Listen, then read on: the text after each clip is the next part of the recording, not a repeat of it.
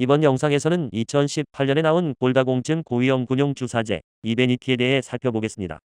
이베니티는 한 달에 한 번, 총 12번을 맞는 1년 과정의 치료제인데요. 새로운 약인 만큼 기대도 컸지만 살펴봐야 할 점들도 분명 존재합니다. 우리 뼈에는 스클레로스틴이라는 단백질이 있습니다. 이 단백질은 새뼈가 지나치게 많이 만들어지지 않도록 조절하는 역할을 하고, 한편으로는 파골세포가 오래된 뼈를 복수하도록 돕는 균형 조정자 역할을 합니다. 그런데 이베니티는 이 스클레로스틴의 생산을 인위적으로 차단해서 새뼈는 더 많이 만들고 오래된 뼈 흡수는 없지 않은 이중기전으로 작용합니다. 겉으로 보기에는 골밀도가 잘 올라가는 것처럼 보이지만 사실 이런 방식은 정상적인 뼈 대사 자체를 방해하기 때문에 기존 골다공증약들과 부작용 양상이 비슷합니다. 또 한 가지 중요한 사실은 이베니티는 치료 효과가 오래 지속되지 않는다는 점입니다. 1년 치료가 끝나면 약효가 빠르게 떨어지기 때문에 결국 프로리아 같은 다른 골다공증약을 이어서 맞아야 합니다. 더욱 주목해야 할 점은 심혈관계 부작용입니다. 연구 결과 이베니티 1년 투여 시 심근경색이나 뇌졸중으로 사망하는 비율이 포사맥스의 1.0%보다 더 높은 1.5%로 나타났습니다. 이 때문에 미국 식품의약품안전처는 이베니티 설명서에 반드시 심혈관계 위험을 경고하도록 지시했습니다.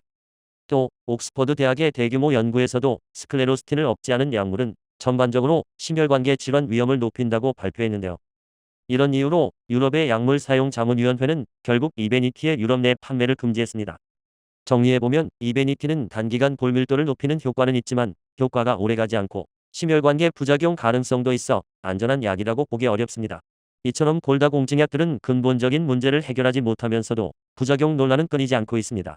물론 어떤 약이든 어느 정도의 부작용은 감수하며 복용할 수 있습니다. 하지만 턱뼈괴사, 강한 충격이 없어도 발생하는 비전형 골절, 심방세동, 식도암 같은 심각한 위험을 미리 알았더라면 이 약을 선택할 환자들이 얼마나 될까요? 현재 시판 중인 골다공증약 가운데 완전히 안전한 약은 없습니다. 그래서 결국 자신의 몸을 위해 어떤 선택을 할지는 환자 본인의 몫입니다.